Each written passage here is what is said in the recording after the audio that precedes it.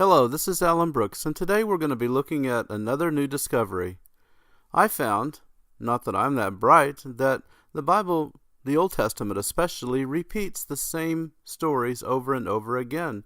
And most of these stories we don't look at as far as the end times are concerned because the experts, the scholars, God bless their hearts, have written them off. They say because they look in some instances, in some sentences, like some of these scriptures happened in the past, they relegate all of them as happening in the past, but they don't look at how these prophecies are linked with other prophecies that end with the second coming of Christ. So I don't get the scholars. Maybe you do. Who can understand them? They're good people. God bless their hearts, trying to do the right thing. But what they do is they do the wrong thing because they don't understand that there's one final period of time in the Bible, and it's spoken of maybe 50 times in the Old Testament. And what is that final period of time? It's the final 7 years. And that final 7 years is divided into two parts. The first half of is peace, and the last part is the Great Tribulation, or the time of Jacob's trouble, or the time when really bad things happen in Israel. You see, the Bible in Daniel 9:27 says there's a peace treaty for 7 years, but in the middle of that treaty, Israel's invaded by a northern army, and it starts on the day of the Lord. And I found that the day of the Lord is more than just the last big Armageddon thing like we've all been taught. I found that maybe 30, 40 places in the Old Testament and in the New, it says the day of the Lord is when Israel's living in a false peace. And so I deduced, brilliant me, that this false peace is because of that 7-year peace treaty we've all heard about, the 7-year tribulation, if you will. But the last 7 years is not tribulational, I found. The first 3.5 years are peace. Israel's living in a false peace. And if you study out the Old Testament, you see that over and over and over again, that Israel makes a bad agreement. Isaiah 28, they're living in a false peace. Jeremiah 4, Ezekiel 38, Ezekiel 7. But what the experts and scholars do, they study the scriptures with microscopes, which means they look at one chapter at a time, one word at a time. But the truth is, people, that these prophets had visions, and they did not have chapter numbers back long ago. They had visions that crossed chapter lines, crossed chapter borders. And so I know that's illegal. You know, I need a green card to do that. I need to have my visa application approved. But the truth is that these were visions, and the truth is that they were all visions about one thing. Now, you probably haven't heard before. That's why this is a new discovery, that all of Ezekiel and all of Isaiah, for example, are almost all about one thing this last 3.5 years of time. When Israel's invaded by the Antichrist, he comes into the temple, and he stops the sacrificing. But I'm getting ahead of myself. You see, there's one framework for the end of time. And that framework is the last 3.5 years. It starts with an event, and that event is when Israel's at peace, they're invaded by the Antichrist, most likely Muslim armies, and his Muslim armies, and first thing they do is come into the temple and stop the sacrificing. It says that several times in Daniel. It says that's what this Antichrist does. And Daniel's the place where we see the 7-year treaty that's broken by the Antichrist, who comes in and invades at the 3.5-year mark. Now, I don't think most of us have been taught this. Most of us have been taught like the Antichrist is a peaceful figure and that he kind of suddenly changes to the Antichrist and he rules the world and Israel's protected. No, that's not what it says. The real Bible, if you read Isaiah 10, talks about the Assyrian, the Antichrist from Assyria. Assyria is northeast of Israel. It's what is now located like maybe Iran and other nations around there, lower Russia, and maybe possibly northern Iraq. So it says that the Antichrist is going to come from this area. He's going to come down the Assyrian and invade. He's sent by God as a judgment against his own people. Now, we can only conjecture why, possibly because they start sacrificing again when God has given his only son. I don't know. I love Israel. I support Israel, so don't say I'm anti-Israel. I'm totally for Israel, okay? But I found a pattern over and over again. Like if you, let's say for example, you saw a book that was predicting World War II and you saw Hiroshima predicted 25 times. Well, if you were kind of smart, you would go to each and every one of those times and look back, sneak a peek back a little bit to see if there was a sequence of events that was the same. That's what I did. That was my technique. And I did. I saw the sequence of events as follows. On the day of the Lord, Israel's in a false peace. They're invaded by northern aggressors, northern invaders. Ezekiel 38 is one such example. It says, on the day of the Lord. You probably haven't heard that about Ezekiel 38. On the day, Gog, the Antichrist, I believe, invades a peaceful and unsuspecting Israel, Ezekiel 38:11. So he invades a peaceful Israel, and that's the whole concept of the day of the Lord. Paul said that in 1 Thessalonians 5. He said, on the day there's a false peace. When Israel's living in peace, a destruction happens. So again, there's those two words together, peace, destruction, and we see that over and over again in Day of the Lord text. So let's start at the first overall example of what I'm talking about, that there's a framework for the end of time, which is, again, there's an invasion that starts to last 3.5 years, so the time of Jacob's trouble. Israel's desolated, which is why it's called the abomination of desolation. The abomination is when the Antichrist walks into the temple, stops the sacrifices, and he proclaims himself God. So we see that sequence of events.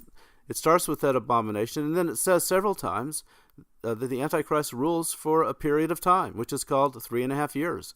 Revelation 11:2, it says the Antichrist and his armies, the Gentiles, will rule Jerusalem for 3.5 years. The Antichrist, Revelation 13, rules for 3.5 years. It says that 3.5 year time frame in Daniel several times, time, and half a time, and 1,260 days. Revelation 12, it says Israel flees from this invasion for 1,260 days. And Jesus spoke of this. He called it the greatest time of distress the world has ever known. And he said that the Antichrist invades Israel, sets up the abomination, Israel flees. That's a big key word, people. If you study all throughout the Bible, it says the same sequence of events. Israel's invaded during peace. They flee. They flee to the mountains. Now, one of my pet theories, I could be wrong, is that they flee to the USA because it says in Revelation 12 that they flee with the help of 2 wings of a great eagle. And, what makes sense in today's geopolitical environment? Would fleeing to Petra make sense like we've all been taught? Could be. But I believe it makes more sense that they would flee to America, okay? That's just a little theory.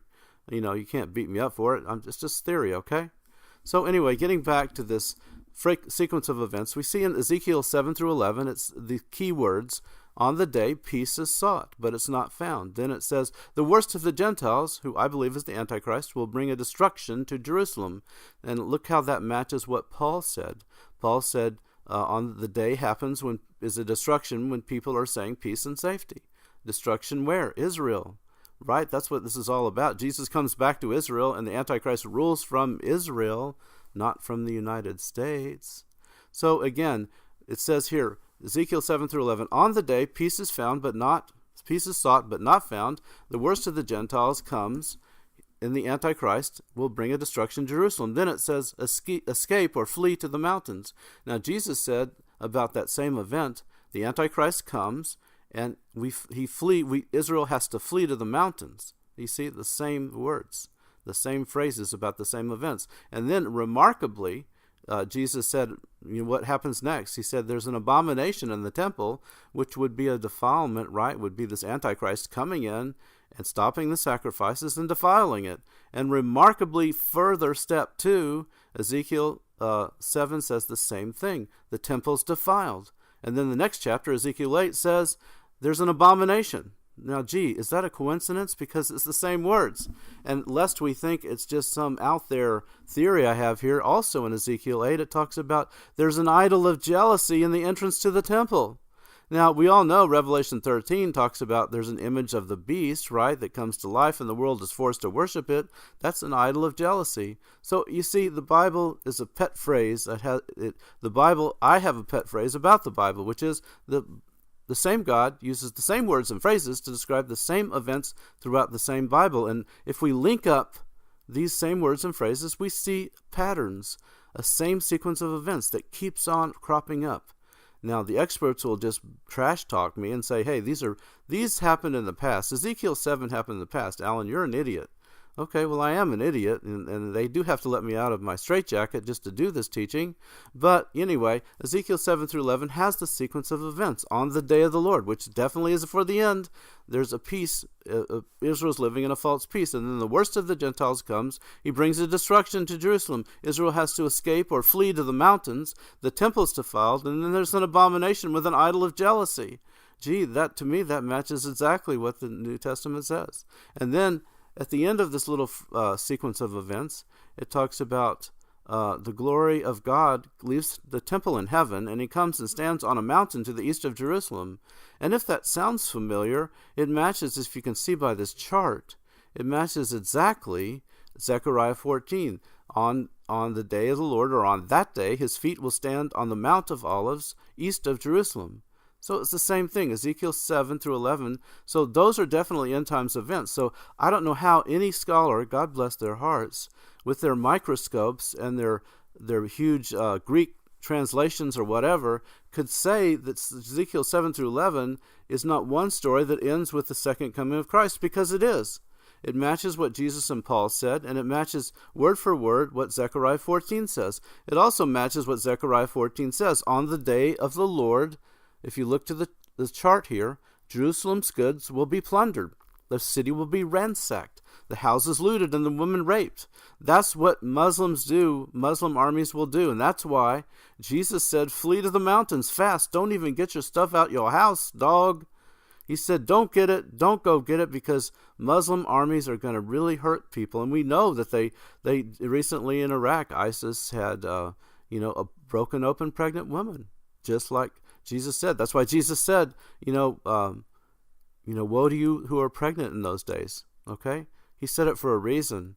And if you read Hosea 13:16 about the same event, again, same words, same God, same event, he said, at that time the women will be ripped open and the houses will be looted and the women ravished. So it's the same things. This northern Muslim army will come into Jerusalem, and Muslims hate the Jews. They're going to kill and every one of them.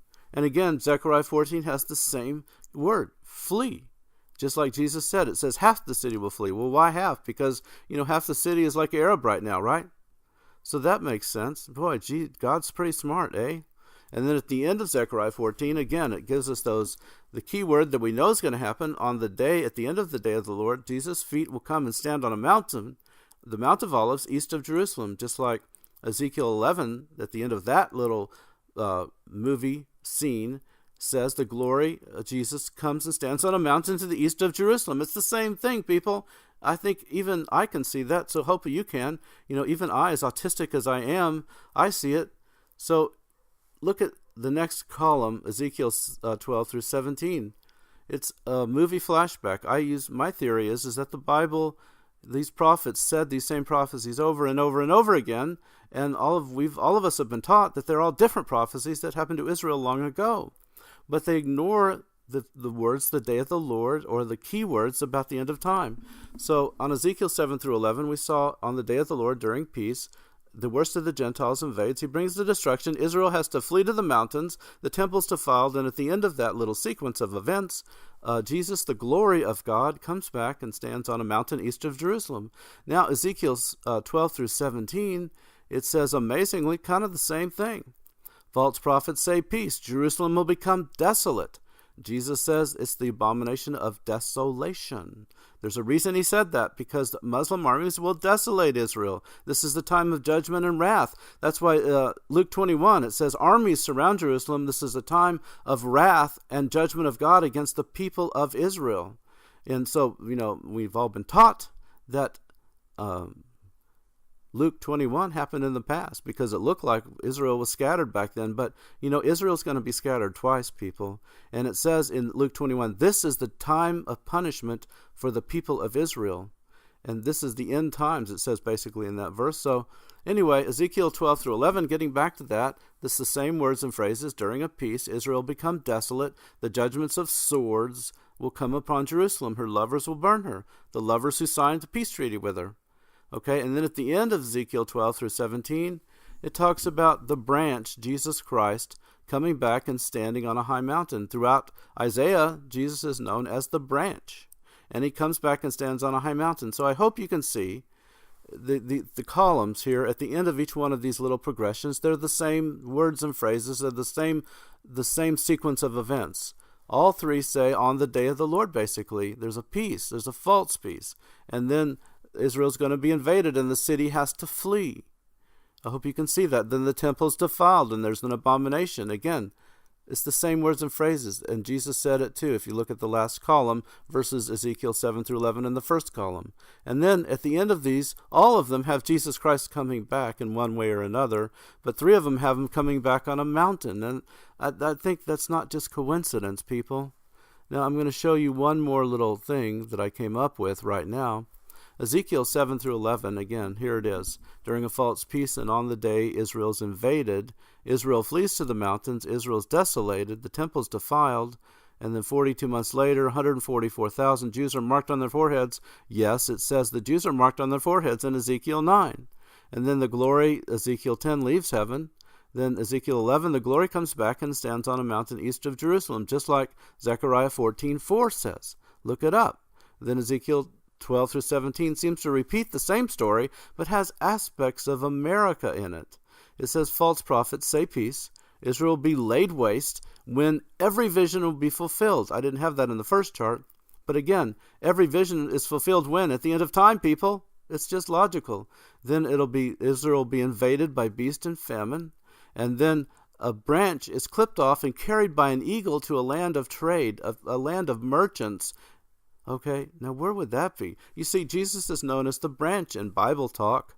And so a branch is clipped off and carried to America, right? America's a land of traders, and we're known by an eagle, okay? By the wings of a great eagle, it's called. And so that would seem to me to be like the pilgrims carrying the Christian faith, carrying it to America. And then at the end of Ezekiel 17, it says the twig from the highest branch is placed on a high mountain, which is exactly what happens when Jesus comes back. Now, isn't this something you probably never heard before? It's really cool. Also, the thing about America, Revelation 12, says that Israel flees from this invasion, this same invasion, by two wings of a great eagle. So could it be that God clipped off Jesus Christ and brought him here to America with the pilgrims and with the Puritans and everybody that came over here to start our nation as a Christian nation, and then at the end of time, when Israel is being invaded by this Muslim army, America, with two wings of a great eagle, will airlift Israel to safety. That's how she flees to the mountains. In metaphors, great countries are known as mountains, okay, people? So this is just a quick little teaching on an amazing thing of how Ezekiel repeats the same information several times, and that information matches what Zechariah said and what Jesus and Paul said. I hope you can see that. It's pretty cool. And, it's honestly, there's like 4 or 5 other places just like this in Ezekiel. And the whole book of Isaiah, if you can believe it, is the same information repeated over and over and over again. All of them start when Israel's invaded as a judgment from God. All of them end with Jesus Christ coming back. A little quick example. You probably never heard this either. Isaiah 7, Jesus is born of a virgin. And then it says, at the end of Isaiah 7, it says, at the end of time, the Assyrian, this Antichrist, is going to come against Emmanuel's land. Emmanuel is the name for Jesus Christ. And then Isaiah 8, 9, and 10 talk about this Assyrian battle versus Jesus Christ, and then Jesus Christ comes back in the darkness, Isaiah 9, pierces the darkness as a great light, and it says, unto us a child is born, Isaiah 9, and then it says the armies will be burned for fuel. Their weapons will be burned for fuel, which is the same as Ezekiel 38. Again, the same God gives the same words and phrases to describe the same events. And then Isaiah 11 says what? The millennium. Okay, so you see how it's a progression of events. It's the sequence. It's a loop of events that happens over and over and over again. It has that loop of information in Isaiah, 30 times. It has it over and over. It even lists the nations the Antichrist is going to march through. Isaiah 16 through 22. It has the nations it's going to march through on the way to Israel. So, it's pretty cool. The Old Testament has far more than we knew. And it was only because I was at home a lot and kind of sick and ill that the Lord allowed me to see all this. I'm not that bright, people, but God did it, okay? So if you want any more information on Isaiah or Ezekiel, just email me at abrook8@aol.com. That's abrook, the number 8, at aol.com. No S. Okay? Thank you very much.